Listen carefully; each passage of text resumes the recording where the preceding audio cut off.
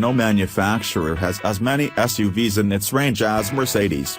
There are 7 in total, and the new GLS is by far the largest and most expensive. Now, this 7-seat monster has finally arrived in the UK. Mercedes may call the GLS new, but that's only partly true. It's correct in the sense that the model has a new game, a slightly modified exterior design and updated cabin, but ultimately the Range Rover rival is a mildly tweaked version of the old GL. This has been glued on to denote it as the range-topping SUV-the S-Class of SUVs, if you like. Indeed, that's exactly what Mercedes is marketing the GLS as. This is a bold claim, so has the brand succeeded? In a word, no. The S-Class is one of the most luxurious, advanced and accomplished cars on sale, but trying to replicate this in an SUV package that's been around for 10 years was always going to be a challenge. Inside, the GLS is by no means unpleasant. The dash has lashings of leather, as well as gloss black plastics and brushed aluminium on the center console.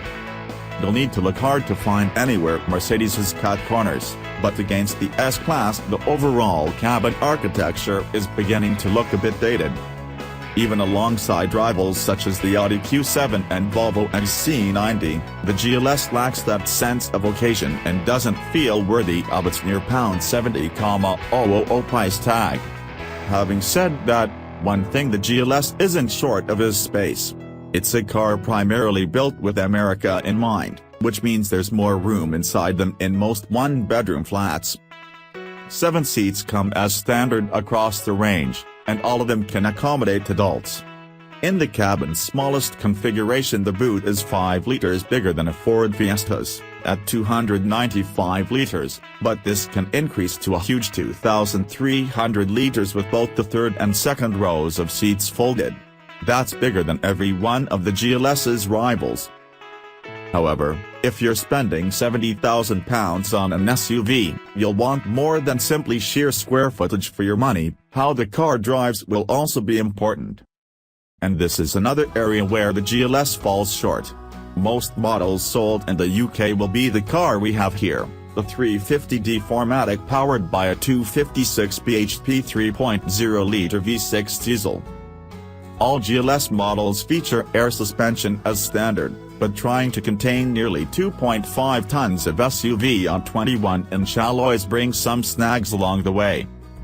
While the ride is largely smooth and compliant, at low speeds the huge wheels cut into potholes and ride over rutted surfaces.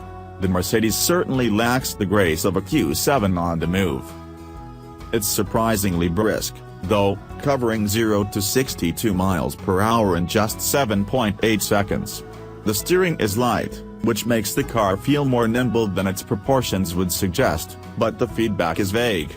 The GLS works best when you ease off, leave the dynamic select in comfort and waft along without asking too